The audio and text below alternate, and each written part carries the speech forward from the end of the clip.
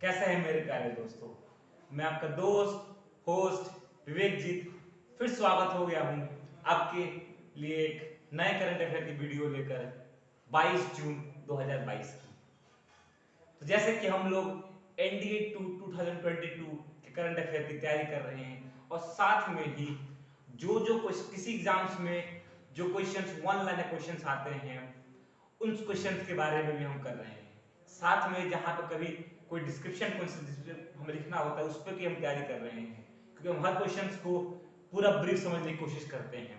तो ये क्वेश्चंस हमारे यूपीएससी, सीएसएससी, रेलवे जैसे एग्जामों के लिए बहुत ज्यादा इंपॉर्टेंट है। तो मुझे उम्मीद है कि आप लोग इन वीडियो को ज्यादा से ज्यादा देखें, शेयर करें, ताकि आप, आपके दोस्त, आपके भाई बंधु सबको इससे बेनिफिट मिले। और आप ज्यादा से ज्यादा चैनल को सब्सक्राइब करें ताकि ज्यादा से ज्यादा लोग मेरी वीडियो को देख सकें। तो चलिए दोस्तों, स्टार्ट करते हैं पहले क्वेश्चन के साथ। पहला क्वेश्चन है, which country is reviewing it's history. अब बात इसे पता क्या चल रहा है। पहले दोस्तों आप बोलेंगे पीडीएफ का, तो पीडीएफ मेरे व्हाट्सएप ग्रुप पे इसकी ग्रुप मिल जाएगी। व्हाट्सएप ग्रुप का लिंक हमारे डिस्क्रिप्शन बॉक्स में है और हमारे वीडियो के नीचे भी इसका पीडीएफ का लिंक पड़ा होगा, वहां से जाकर हमारे पीडीएफ को डाउनलोड कर सकते हैं। हाँ तो चलिए, क्वेश्चन है which country is renewing it's history. अब बोलेंगे हिस्ट्री रिन्यू हो रही है, कोई कंट्री रिन्यू कर रही है, कौन कर रहा है? It is none other than China. अब चाइना कह क्या रहा है, चाइना किससे हिस्ट्री कर रहा है चेंज? चाइना का ये मानना है जैसे कि हांगकांग, जो कि क्या हुआ था, वो एक कॉलोनियल बना था। किसके द्वारा? यूके ने, यूके ने, ब्रिटेन ने उसमें कॉलोनी बनाई थी। जो कि ब्रिटेन कहा जाता है कि ब्रिटेन का सूरज कभी अस्त नहीं होता है। उस ब्रिटेन ने इन पे कब बनाया था, कॉलोनी बनाई थी। तो उस टाइम पे क्या देखा गया कि हांगकांग पहली बात तो कब्जे में क्यों आया, हांगकांग ब्रिटिश रूल के अंडर आया क्यों? तो वो ओपीएम के कारण। हमारे इंडिया से ब्रिटिशर्स ओपीएम को लेके जाते थे, ओपीएम जो अफीम या फिर जो ड्रग्स होते हैं उसको लेके जाते थे, और चाइनीज हमारे ओपीएम को बहुत ज्यादा लाइक करते थे। उनको उसकी लत लगा दी अंग्रेजों ने, और इसी के कारण क्या हुआ कि अंग्रेजों ने चाइना पे रूल कर लिया, उन्होंने उसके ऊपर कॉलोनी बनाई। यही रीजन था। मगर अब चाइना क्या कह रहा है? अब जैसे मान लीजिए अगर कोई इंसान पहले गरीब था, उस पे बहुत क्या हुआ, बहुत उस पे लोगों ने बहुत सारा इलीगल वर्क्स किया, उस पे मतलब बहुत सारी प्रताड़नाएं हुई। मगर जब वो क्या डेवलप हो जाता है तो क्या सोचता है कि मैं तो अपना फ्यूचर तो सही करूंगा ही, मैं तो अपना पास्ट भी सही करूंगा, कि पढ़ने वाले ये न तो पढ़े कि मेरे साथ भी कभी गलत काम हुआ था। वही चाइना सोच रहा है। अब वो सोचिए दोस्तों, अगर भारत कहे कि हम पे तो अभी अंग्रेजों ने राज ही नहीं किया, तो कितना ज्यादा मतलब हिस्ट्री में चेंज आ जाएगा। वैसे चाइना क्या कह रहा है कि ब्रिटिशर्स ने कभी हांगकांग पे तो कभी कब्जा ही नहीं किया, उनका मानना ये है। और उसी क्रम में वो बोल रहे हैं कि हम अपने बुक, हमारे जो स्कूलों में जो बुक पढ़ाई जाती है हिस्ट्री की, उसमें हम क्या करने वाले हैं, चेंज करने वाले हैं। क्या चेंज करने वाले हैं कि अंग्रेजों ने कभी भी हांगकांग या चाइना पे रूल नहीं किया। अब वो बोलेंगे सर यहाँ सब दो कंट्री बोल रहे हैं, एक हांगकांग चाइना, सर कोई एक बोलिए ना।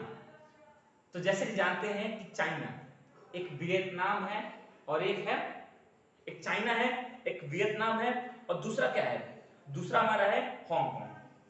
तो जो हांगकांग है वो हार मान के अंग्रेजों के चाइना के साथ जुड़ गया, मगर वियतनाम आज भी उनकी एक अलग कंट्री है। ओके, और आज भी एग्जिस्ट कर रहे हैं, आज भी वो लड़ते हैं अपने हक के लिए। मगर हांगकांग ने हार मान, हांगकांग ने लूज होप छोड़ दिया। तो अब अगर हांगकांग की बेइज्जती होती है तो बेइज्जती चाइना की होगी। तो इसीलिए चाइना ने ये चेंजमेंट लाया। ओके, अब देखिए उस टाइम पे जब ब्रिटिशर ने बोला ओके आप ऐसा कीजिए, वन चाइना टू सिस्टम कर दीजिए, कि कहलाएगा हांगकांग भी चाइना ही, चाइना चाइना कहला ही रहा है, दो कंट्री को चाइना ही कहेंगे, मगर हांगकांग का रूल अलग होगा, चाइना का रूल अलग होगा। उस टाइम पे उन्होंने बोला okay sir, as you wish, we are agree with you. But जैसे जैसे आजादी मिली, डेवलपमेंट आया, चाइना ने बोला हम तुम्हारी बातों को मानेंगे ही नहीं, हम आपकी बातों पे एग्री ही नहीं करेंगे। और ऐसा कह के उन्होंने जो कि रूल 1 चाइना 2 सिस्टम बनाया गया था उसको उन्होंने डिनाई कर दिया और उसको डिसएग्री कर दिया। और उसके बाद से हांगकांग तो चाइना का ही माना जाने लगा। जो कहेगा चाइना वो करेगा हांगकांग, ना कोई उनकी भावना, ना कोई उनका अपना अपना मैटर, ना कोई उनका व्यू, ना कोई हांगकांग का तो कुछ नहीं रहा, सब तो चाइना ही कर रहा है। समझे दोस्तों? तो सोच लीजिए अगर इंडिया कल कहने लगे कि हम पे तो कभी अंग्रेजों ने राज ही नहीं किया, हम पे तो कभी अंग्रेज शासन ही नहीं किए, तो हिस्ट्री का तो पूरा वायोलेशन हो जाएगा। चलिए, तो उम्मीद है कि आप लोगों को क्वेश्चन अच्छे से समझ में आ गया होगा। वीडियो को ज्यादा ज्यादा शेयर कीजिए, लाइक कीजिए, सब्सक्राइब कीजिए दोस्तों। चलिए आगे बढ़ते हैं। Which sea is getting hotter day by day? अब बोलेंगे हॉटर डे बाय डे, तो क्या हो रहा है? एक ऐसा कोई सी जो हॉटर हो रहा है डे बाय डे। अब बोलेंगे सर इस गर्मी में, हाय गर्मी वाले अब गाने को तो याद दिला रहे हैं। इस गर्मी में तो लोग सब पागल हो जा रहे हैं। हम इंसान, अगर हमारी बॉडी हमारी हॉट हो जा रही है तो पानी है, कैसे हॉट नहीं हो सकता? दोस्तों वो पानी तो है, मगर वो जहां पर है वहां पर वो हॉट हो रहा है, ये दिक्कत वाली बात है। अगर मैं कहूं कि फ्रिज में रखा पानी मेरा गर्म होने लगा जबकि फ्रीजर काम कर रहा है, आप क्या कहेंगे? सर ये तो आप उल्टा ही बोल रहे हैं, या तो गलत बोल रहे हैं। ये कैसे पॉसिबल है कि फ्रिज में रखा पानी गर्म होने लगा? तो दोस्तों ये पॉसिबल नहीं है, मगर रियल लाइफ में ग्लोबल वार्मिंग, ज्योग्राफिकल चेंजेस के कारण ये नेचुरली एग्जिस्ट आ गया है, दिख रहा है। कहां पे? आर्कटिक ओशन में। Where is Arctic Ocean? North Pole पे जब जाएंगे, जब रशिया ग्रीनलैंड के ऊपर जाते हैं तो वहां पे उनका आता है आर्कटिक ओशन आता है। तो वो ऐसा इलाका है जहां बस बर्फ है, वहां तो पानी है ही नहीं। तो उस इलाके में अब ये चेंजमेंट दिख रही है हमें। अच्छा सर जगह कौन सी है? तो बैरेंट सी, वहां पे बैरेंट सी है आर्कटिक ओशन में, वहां पे ये चेंजमेंट आया है। वहां क्या हो रहा है? सर क्या ये पहले नहीं होता था? दोस्तों पहले भी हुआ है, मगर जो इस साल जो चेंजमेंट आया है वो सबसे ज्यादा है। ऐसा चेंजमेंट कभी नहीं आया था, इतना पानी गर्म कभी नहीं हुआ था। समझे? चलिए अब बोलेंगे सर गर्म कितना ज्यादा गर्म हुआ? तो 7 टाइम हॉटर वाटर हो रहा है वहां पे, मतलब कि वाटर 7 टाइम हॉट हो रहा है पानी। सोच लीजिए मतलब कितना ज्यादा पानी गर्म हो रहा है। अच्छा सर ये हो क्यों रहा है? मान लिया गर्म हो रहा है, होने के पीछे रीजन क्या है? आप सब जानते हैं, ग्लोबल वार्मिंग। हमारे रीजन में, हमारे एनवायरनमेंट जो भी ग्लोबल वार्मिंग के कॉन्सिक्वेंसेज है उसमें से कॉन्सिक्वेंसेज ये भी हो रहा है कि हमारा बर्फ पिघल रहा है। कहा जाता था कि आर्कटिक ओशन अटलांटिक सी ओशन, अटलांटिक आइलैंड पे जो बर्फ जो पीक कभी पिघल नहीं सकती थी, अब वो पिघलना शुरू हो गई है। मतलब कि हमारे ग्लोबल वार्मिंग ने इन सब पे हावी बना लिया है। हमारा ग्लोबल वार्मिंग क्या कर रहा है? हमारी जो ओजोन की लेयर है, O3 की जो लेयर है उसको वायलेट कर रहा है। और वायलेट करके क्या कर रहा है? हमारे यहाँ पे ग्लोबल वार्मिंग को बढ़ा रहा है और उसके कारण हमारे जियोग्राफिकल चेंजेस आ रहे हैं। समझे दोस्तों? चलिए आगे बढ़ते हैं। अच्छा सर ये तो चेंजमेंट आ रहा है, सर क्या इसका कोई नाम भी है कि चेंजमेंट आ रहा है कुछ तो नाम होगा? जैसे कि ब्रिटेन अंग्रेजों ने राज किया तो कॉलोनाइजेशन हो गया, कॉलोनियल हो गया। तो क्या जब पानी पिघल रहा है आर्कटिक ओशन तो क्या उसका सब कोई नाम है? तो एटलांटिफिकेशन इसका क्या है? नाम है कि अंडर एटलांटिफिकेशन ये क्या हो रहा है? ऐसा हो रहा है। अच्छा एक और रीजन है। क्या रीजन है? जो सॉरी दोस्तों, जो इक्वेटर पे जो विंड बहती है, ट्रेड विंड्स, इक्वेटर जो विंड बहती है वहां से ओशन करंट्स क्या होते हैं? क्रिएट होते हैं पानी के अंदर। उन ओशन करंट के कारण भी वो पानी क्या हो रहा है? गर्म हो रहा है, पानी वो क्या हो रहा है? हॉट हो रहा है। तो ये रीजन है कि ऐसा क्यों हो रहा है, पानी गर्म क्यों हो रहा है। पहले तो ग्लोबल वार्मिंग, सेकंड वो ओशन विंड्स, ओशन करंट्स वो करते हैं। और Atlantification, this is the term you have to remember that for the UPSC aspirants, if he is writing the question or writing any answer in a brief, then he should compulsory mention what? एटलांटिफिकेशन कि ये होता क्या है, समझे दोस्तों। चलिए आगे बढ़ते हैं। तो आंसर क्या होगा, बैरेंट सी। अगला क्वेश्चन है विच प्रॉब्लम वैक्सीन इज इन्वेंटेड। अब बोलेंगे प्रॉब्लम, कौन सी प्रॉब्लम, कौन सी बीमारी का वैक्सीन क्या हो गया, इन्वेंट किया गया। ऑप्शंस हैं कैंसर, एचआईवी एड्स, कोरोना और फीवर। अब बोलेंगे सर कैंसर, हाँ सर कैंसर सर कुछ दिन पहले मैंने पढ़ा था हुआ था। सर कोरोना तो सर सबने पढ़ा, कोरोना में सर सबने सुई लगवाई भी। सर फीवर का तो नहीं, मगर एचआईवी एड्स लग रहा है कि शायद इसकी बना ली गई है। दोस्तों आप बहुत सही हैं, आप बिल्कुल सही हैं। एचआईवी एड्स, एचआईवी होता क्या पहले तो, humino infection virus, sorry indeficiency virus, human immuno indeficiency virus is HIV. Human immuno indeficiency virus is HIV. AIDS क्या होता है, एक्वायर्ड इम्यूनो डेफिशिएंसी सिंड्रोम। अच्छा सर क्या ये पहले नहीं बनाई गई थी, सर ये बनाई कहां पर है, किसने बनाई है, कैसे बनाई है, सर कुछ तो होगा उसका, किस टेक्नोलॉजी से बनाई गई है। शांति दोस्तों, मैं सब बता रहा हूं आपको। क्या क्या बताया है, तेल अबीब यूनिवर्सिटी ने बनाया है। सर कहां की यूनिवर्सिटी है, तो इजराइल की ये यूनिवर्सिटी है, जहां पे तेल अबीब, जहां पे हमारे इंडियन की एम्बेसी है, उधर ये तेल अबीब यूनिवर्सिटी पड़ती है। तो वही यूनिवर्सिटी ने क्या किया है, ये खोज कर दिखाया है एचआईवी एड्स के लिए। अच्छा टेक्नोलॉजी कौन सी, तो जीन्स एडिटिंग टेक्नोलॉजी के थ्रू उन्होंने क्या किया है, ये फाइंड करने की कोशिश की है। अब एचआईवी एड्स जैसे बीमारियों का सॉल्यूशन मिल गया है।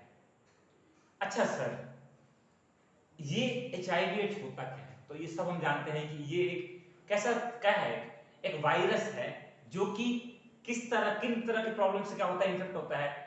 तो ये तरह से वायरल है, वायरल कर सकते हैं। और ये सेक्सुअल प्रॉब्लम से, मतलब सेक्सुअल कांटेक्ट से, मतलब फिजिकल कांटेक्ट से भी क्या होता है, ये ट्रांसमिट होता है बॉडी टू बॉडी। ये क्या होता है, एचआईवी होता है। चलिए तो आगे बढ़ते हैं। आप लोग दोस्तों वीडियो को लाइक कीजिएगा, शेयर करते रहिएगा। चलिए आगे देखिए, which country planning to buy weapons from India. Options है यूएसए, रशिया, यूक्रेन, फिलीपींस। अब बोलेंगे सर अमेरिका, हाँ, अमेरिका शायद क्या पता हो सकता है। सर रशिया यूक्रेन तो अभी वॉर में फंसे हुए, तो अगर इंडिया का करता हूं तो सप्लाई, मतलब कि वर्ल्ड कहेगा कि आप रशिया की हेल्प कर रहे हैं, आप यूक्रेन की हेल्प कर रहे हैं। You are biasing, you are taking a stand in this war, despite of हमने आज अभी तक अब्सटेन किया इस वॉर के डिसीजन से। मगर अगर हम किसी को ट्रांसपोर्ट कर देते हैं वेपन्स या कुछ भी, तो क्या होगा, सर आप सर सपोर्ट कर रहे हैं, गलत बात सर। अगर सर आप सपोर्ट कर रहे हैं तो आपने क्यों नहीं स्टैंड लिया जब हमारे मीटिंग हो रही थी, जब हमने यूएनएससी में मीटिंग कर रहे थे, सर ने स्टैंड क्यों नहीं लिया। हमें पता चल रहा है कि आप किस स्टैंड पर खड़े हो रहे हैं, आप उस वक्त बोलते हैं कि हम अब्सटेन कर रहे हैं और अभी आप सपोर्ट कर रहे हैं, गलत बात सर, ऐसा नहीं सर। तो अभी जो है फिलीपींस, बोलोगे सर फिलीपींस, फिलीपींस, अच्छा सर अभी जो ब्रह्मोस लेके गए थे हमारे, करेक्ट दोस्तों, बिल्कुल सही सोच रहे हैं। अभी हमने उनको क्या दिया, अपना ब्रह्मोस दिया है।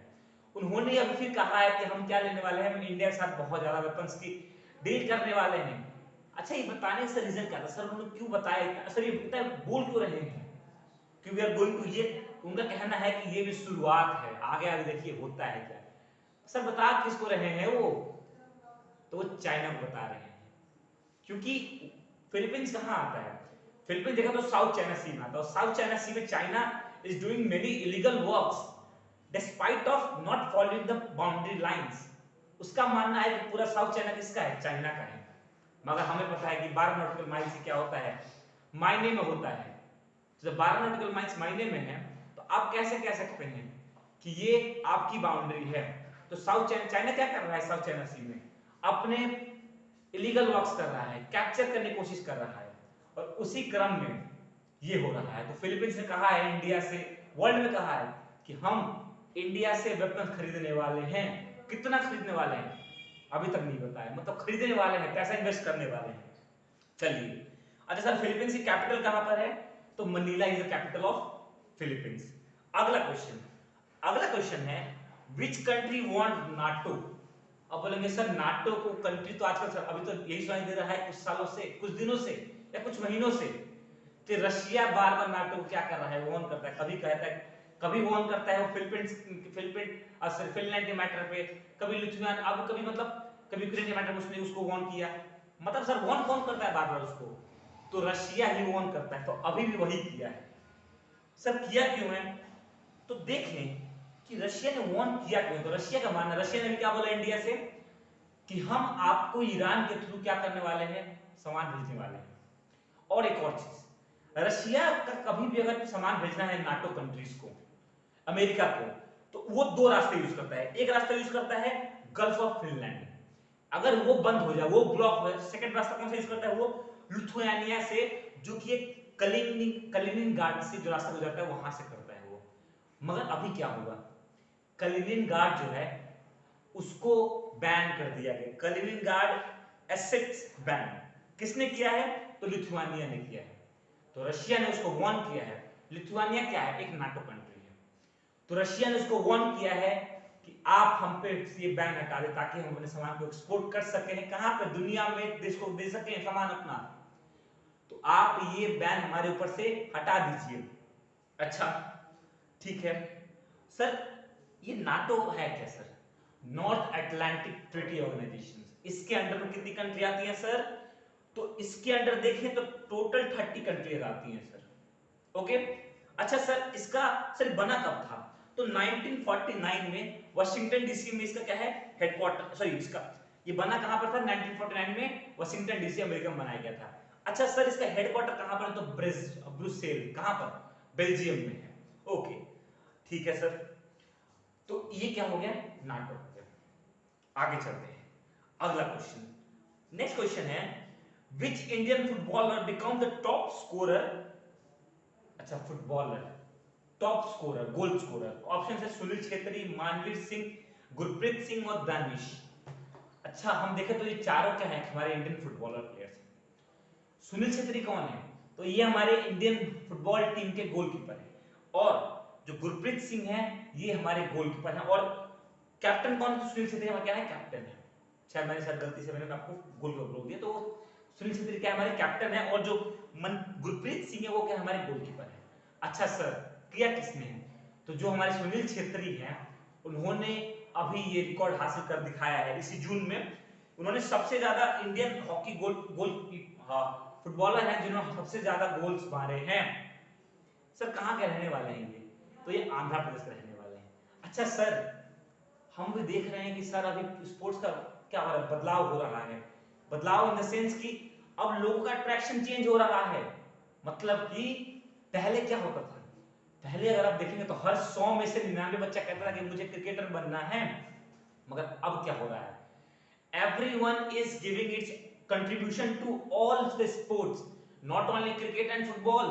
जिसका जो गेम है सरकार उनको फंड दे रही है, सरकार उनको हेल्प कर रही है, सहाय दे रही है, और वो उसमें वर्क कर रहे हैं, चाहे वो हॉकी में करना हो, चाहे वो एथलेटिक्स में करना हो, चाहे वो गोल्फ में करना हो, चाहे वो पॉल वॉल्ट में करना हो, इन सब गेमों में क्या सब सरकार उनको हेल्प कर रही है, और लोग अपना प्रदर्शन दिखा रहे हैं, लोग अपना टैलेंट दिखा रहे हैं।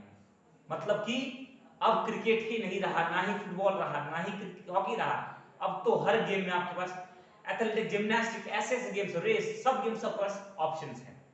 ओके अच्छा सर एक क्वेश्चन और है, क्या सर हमारा नेशनल गेम क्या होता है, हमारा नेशनल गेम सर हमने आज तक पढ़ा है क्या कि हमारा नेशनल गेम क्या है, हॉकी है, मगर सर कहीं कहीं सुनते हैं तो क्या कहते हैं कि हमारा नेशनल गेम कोई है ही नहीं। हाँ दोस्तों 2011 में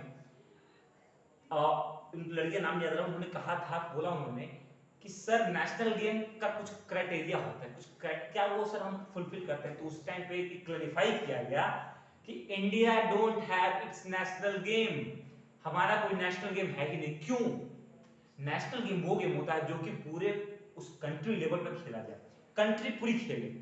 अच्छा सर इंडिया में तो कोई गेम ही नहीं लग रहा है, कहीं से फुटबॉल खेल रहे, कहीं क्रिकेट खेल रहे, कहीं हॉकी खेल रहे, कहीं एथलेटिक्स खेल रहे, कहीं जिम्नास्टिक हो रहा है। तो यही बायसनेस को बचाने के लिए, यही मतलब कि बायसनेस जो हमारा बदलाव बोल सकते हैं, जो हमारी डिफरेंशिएशन है, जो हमारी विभिन्नता है, विशेषताएं हैं, उसको बचाने के लिए हमने कोई नेशनल गेम रखा ही नहीं। हमने कहा हम नेशनल गेम रखेंगे नहीं, जिसको जो करना है खेल सकता है, हम किसी गेम को प्रायोरिटी नहीं देंगे। हाँ हम आपको हेल्प करेंगे, मगर हम आपको प्रायोरिटी नहीं देंगे कि यही गेम हमको नेशनल गेम मानना है। अगर हम हॉकी को नेशनल गेम मान ले तो क्रिकेट वाले गुस्सा हो जाए, फुटबॉल वाले गुस्सा हो जाए, एथलेटिक्स वाले गुस्सा हो जाए। तो हम ये ना करके हम किसी गेम को आज नेशनल गेम हम मानते ही नहीं। मतलब कि आज एक और चीज क्या क्लियर हो गई कि हमारा कोई नेशनल गेम नहीं है, because of the varieties of the variations in the country among playing of the different games by the different types of peoples। हमारा कोई नेशनल गेम नहीं। चलिए अगला क्वेश्चन है। क्वेश्चन क्या है, नेशनल इंटरनेशनल योगा डे कब मनाया जाता है? ऑप्शन है 21 जून, 22 जून, 22 दिसंबर, 20 जून। अच्छा sir, yoga day international level पे, मतलब सर स्टार्टिंग तो इंडिया से की होगी। तो इंडिया ऐसी कंट्री है जिसने योगा को वर्ल्ड लेवल पे इंट्रोड्यूस किया। अच्छा सर, मनाते कब है? तो 21 जून, मतलब कि कल के दिन, कल मनाया था हमने योगा डे। अच्छा सर, क्या सर पहली बार योगा डे मनाया इंटरनेशनल लेवल पे? ये तो नहीं, ये 8वां एडिशन था, मतलब ये 8th इंटरनेशनल योगा डे। मतलब सर पहला कब मनाया था? 2014 में मनाया था। अच्छा सर, क्या हुआ था? तो देखे तो ये 8th एडिशन था और इसकी थीम क्या थी? Yoga for humanity. ओके, और कितने लोग सर पार्टिसिपेट किए? तो 25 करोड़ लोग अराउंड वर्ल्ड में उन्होंने इसमें पार्टिसिपेट किया था। अच्छा सर, योगा करने से होता क्या है? सब कहते हैं, पेरेंट्स कहते हैं, टीचर्स कहते हैं योगा करो योगा करो। सर योगा मतलब होता क्या है? योगा करने से फायदा क्या है? तो अगर आप योगा करते हैं तो आप physically as well as mentally दोनों आप फिट रहेंगे, आपके थॉटफुल माइंड्स रहेंगे, आपकी बॉडी में कभी कोई बीमारी नहीं आएगी। तो ये इंटरनेशनल योगा डे पे हमारी थीम क्या रही? Yoga for humanity. ओके, चलिए आगे बढ़ते हैं। 8वां क्वेश्चन है, when single use plastic ban. Single use plastic, sir plastic मतलब सर क्या दोनों सेम ही है? हाँ है तो सेम ही, मगर थोड़ा सा चेंजमेंट है। सिंगल यूज प्लास्टिक, बात उसका लग रहा है एक बार यूज किया फिर उसको यूज नहीं करने वाला मैं, मतलब वो सिंगल यूज प्लास्टिक है। अच्छा सर, मतलब कहाँ यूज करते हैं? तो कभी आपने कभी फ्रूटी पिया है, कभी बीच कभी जाकर भी नारियल पिया आपने, क्या कभी आपने चाउमीन खाया है? चाउमीन में चम्मच होते, प्लास्टिक चम्मच। जो फ्रूट जो लोग स्ट्रॉ से जूस पीते हैं, वो स्ट्रॉ, वो चम्मच, ये सब क्या है? यही सिंगल यूज प्लास्टिक है। मतलब एक बार यूज हुआ फिर उसको फेंक दिया गया। अगर हम देखें तो फ्रूटी और अलग कंपनी जैसी कंपनियां और पेप्सी कंपनियां अराउंड करोड़ों स्ट्रॉ पर ईयर वो क्या कर रही है? मैन्युफैक्चर कर रही हैं। अब सोचिए कि अगर सरकार इस पे बैन लगा दे तो क्या होगा? सरकार इस पे बोले कि अगर आप इसको यूज करते हैं तो मैं आप पे टैक्स लूंगा, मैं आपसे मैं पैसा वसूली करूंगा। तो ये बताइए मेरे को दोस्तों कि इससे कितना घाटा होने वाला है कंपनियों का। तो अच्छा कहेंगे सर घाटा तो होने वाला है। सर क्या इंडिया पहली कंट्री है? नहीं दोस्तों, और कंट्रियां इसको बैन कर चुकी हैं। कितनी कंट्री ने बैन पहले कर चुकी है, कितनी कंट्री बैन करने वाली है? इंडिया ने कहा है कि जून 2022 तक, मुझे 2022 तक हम इसको बैन कर देंगे। और जो कंट्रियां जो कंपनियां इस पे अगर बनाती हैं तो उस पे क्या लगेगा? हम उस पे टैक्स नहीं देंगे, हम उस पे क्या करेंगे? उस पे एक तरह से कह सकते हैं सैंक्शन आ गया। सैंक्शन मतलब एक तरह से कह सकते हैं उससे पैसा वसूली करेंगे हम, क्योंकि हमने इसको लीगल मान दे दिया है, तो आप उसको नहीं कर सकते। ओके, चलिए।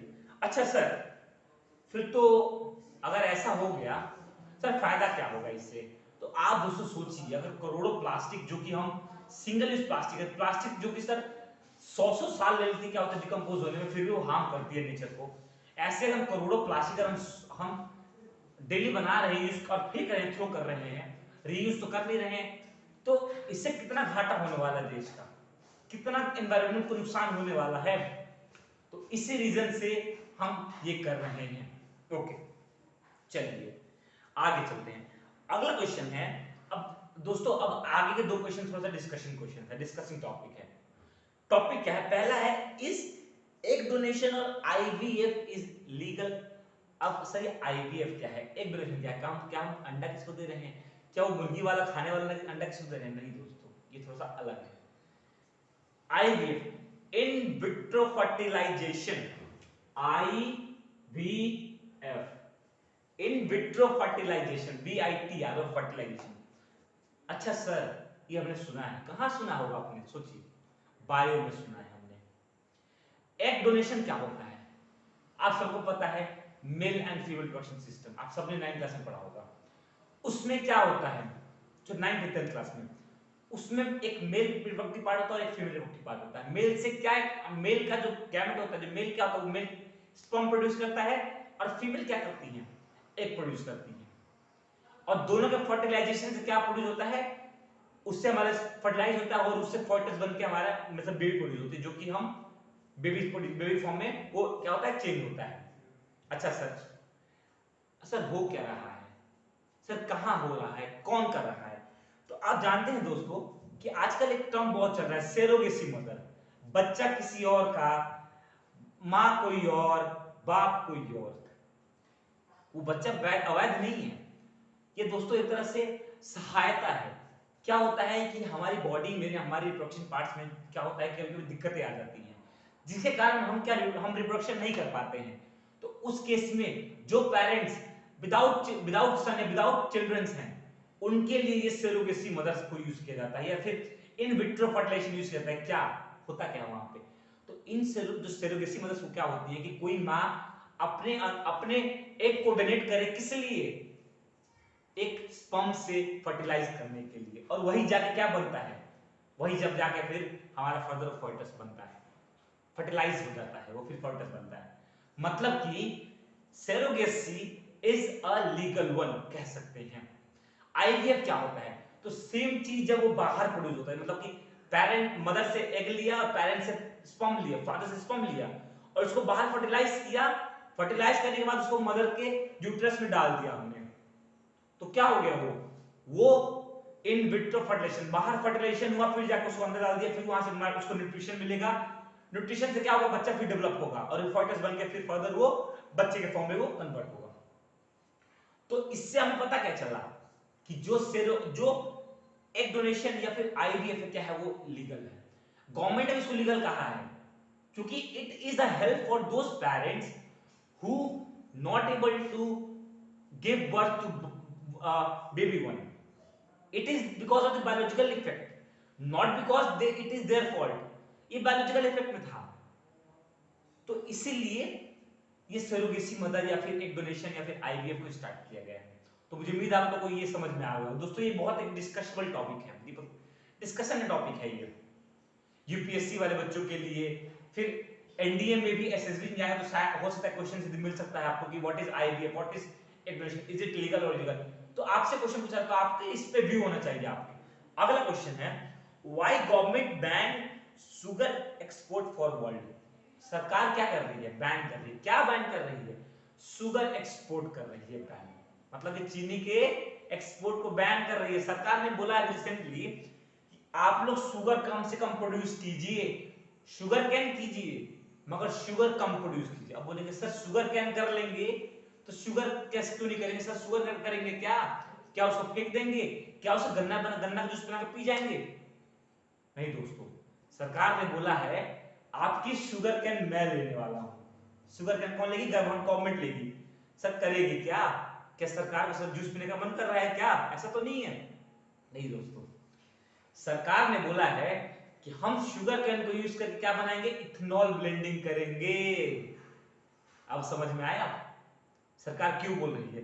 सरकार ने तभी बोला, अभी सरकार ने बोला है कि अगर ऐसा हो, इंटरनेशनल मार्केट भले 38 का चल रहा हो, 38 का मार्केट हो, हम आपसे 25 खरीदेंगे तो घाटा आपका हो। तो इसलिए सरकार ने कहा है कि आप हमें क्या करिए, हमें शुगर एक्सपोर्ट, हमें शुगर कैन दीजिए और शुगर कम प्रोड्यूस कीजिए, कम से कम बस अपने कंट्री के जरूरत के हिसाब से शुगर प्रोड्यूस कीजिए, ताकि हम शुगर कैन को यूज करके क्या कर सकें? इथेनॉल ब्लेंडिंग कर सकें और अपने देशवासियों के लिए, अपने जो हम पेट्रोल डीजल दूसरे पेट्रोल पे सबके लिए हम दूसरों पे क्या निर्भर रह रहे हैं, वो हम इथेनॉल ब्लेंडिंग करके हम क्या कर सकते हैं? पेट्रोल दूसरों की अपनी डिपेंडेंसी दूसरों के ऊपर से घटा सकते हैं।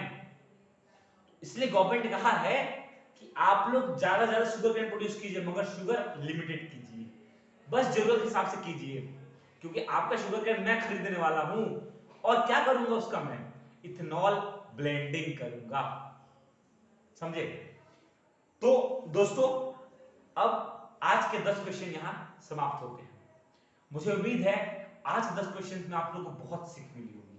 आज हमने बायो का भी पढ़ा, आज हमने नेशनल भी पढ़ा, आज हमने इंटरनेशनल भी पढ़ा, आज हमने स्पोर्ट्स भी कवर किया, हमने कुछ इकोनॉमिक, मतलब हमने आज हर एस्पेक्ट को टच करने की कोशिश किया है। ये question SSC, UPSC, NDA, CDS, AFCAT जैसे हर एस्पिरेंट्स के लिए इंपॉर्टेंट है। आप इनको पढ़िए, नोट्स बनाइए और नोट्स बना के उसको रिवाइज कीजिए, अपने व्यू रखिए। और मुझे उम्मीद है अगर आप सच्चे दिल से मेहनत करेंगे तो डेफिनेटली एक ना एक दिन हम सक्सेस पक्का होंगे, आप सक्सेस पक्का होंगे। चलिए दोस्तों, अब इसी के साथ आपसे मैं विदा लेता हूं। जय हिंद।